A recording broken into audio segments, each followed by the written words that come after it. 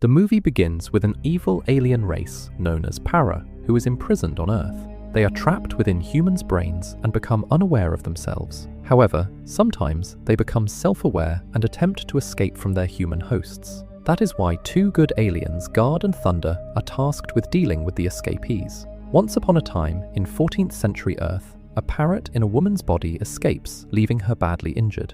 Guard and Thunder come through a time-traveling portal, chase the parrot and contain it. In her last breaths, the woman asks Guard to look after her baby. He is reluctant at first, as his principle is to never interfere with human business. But Thunder, who can shapeshift into Guard with various personalities, seems eager to adopt her. They leave the scene and travel back to the year 2012. In their home, Guard puts the parrot in containment, which hosts 7 other parrots who previously escaped through time and space. Guard then finds the human baby in his car's back seat, brought by Thunder.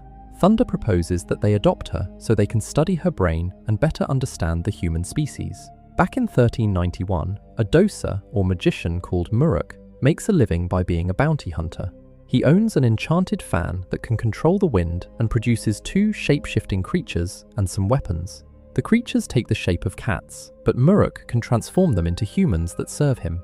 After collecting rewards for capturing 3 thieves, he plans to search for a mysterious blade called the Divine Blade, which offers a big reward. He goes to Dogturd, his father, who is in prison, who tells him that it was found some time ago in a river. It has a strange diamond carved into it, which cannot be separated. It accidentally flew into a man and stabbed him, but instead of dying, he became stronger.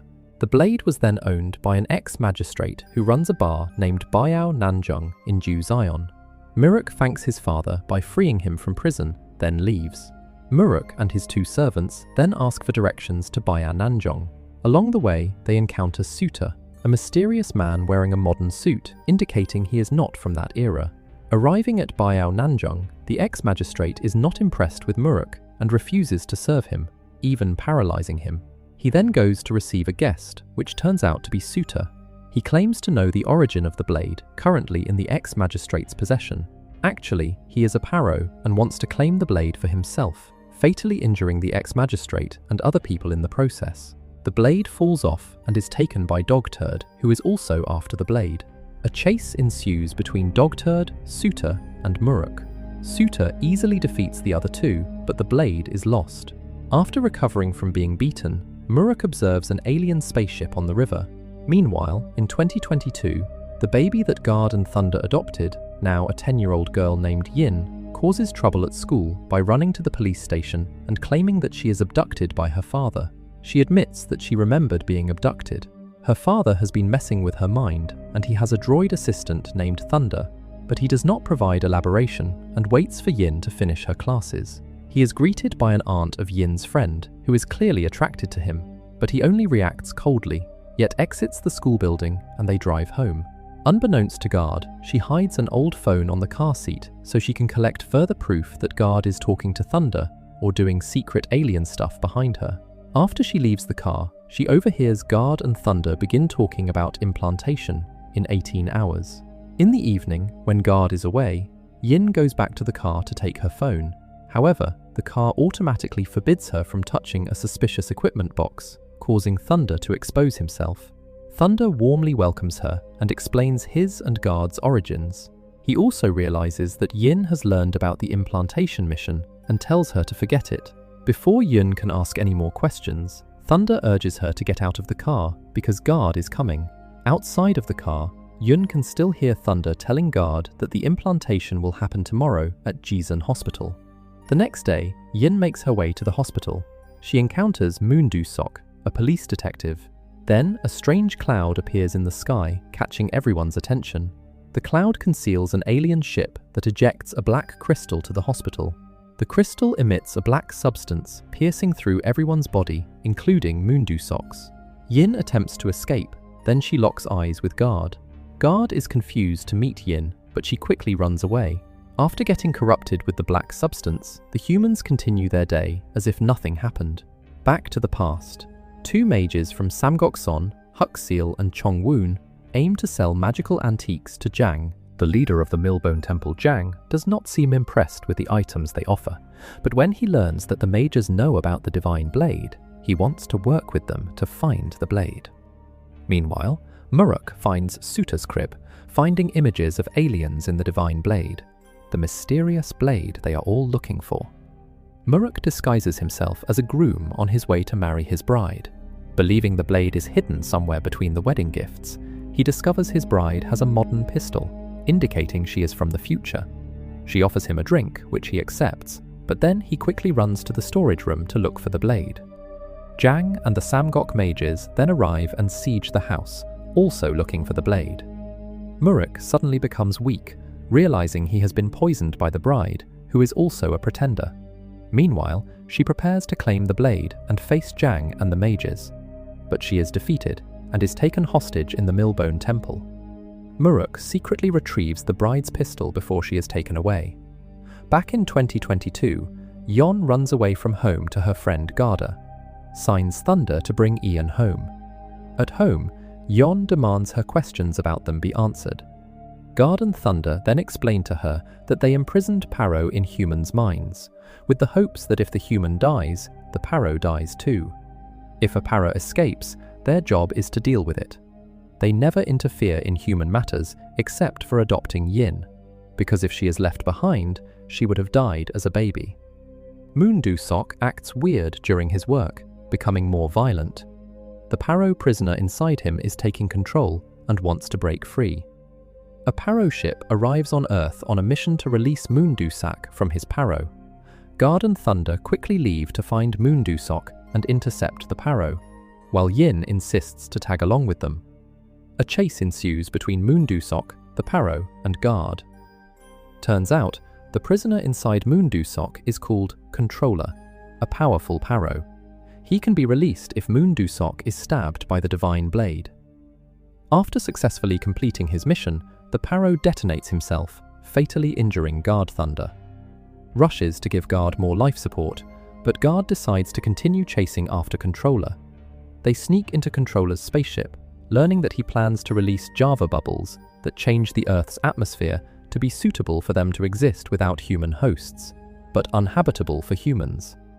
Their fight causes 2 Hava bubbles to break out, so they try their best to keep them from spreading. However, a bubble already bursts and causes many people to lose their breath. Yin is fortunately saved by Thunder, who sends Guard's car to drive her home. The mysterious gun-wielding bride turns out to be grown-up Yin, now trapped in the past, looking for Controller. Suta and Jang the Paro, who are also trapped in the past, are also looking for Controller, who they believe has changed his host to a different human from Moondu Sok. That is why they were after the blade and attempted to stab many people with it. Meanwhile, Muruk and his men disguise themselves to get into the Millbone Temple. The divine blade suddenly glows on its own, surprising everyone in the room. Muruk is then tasked to deliver dinner for Yin. He shows her pistol and throws it at her.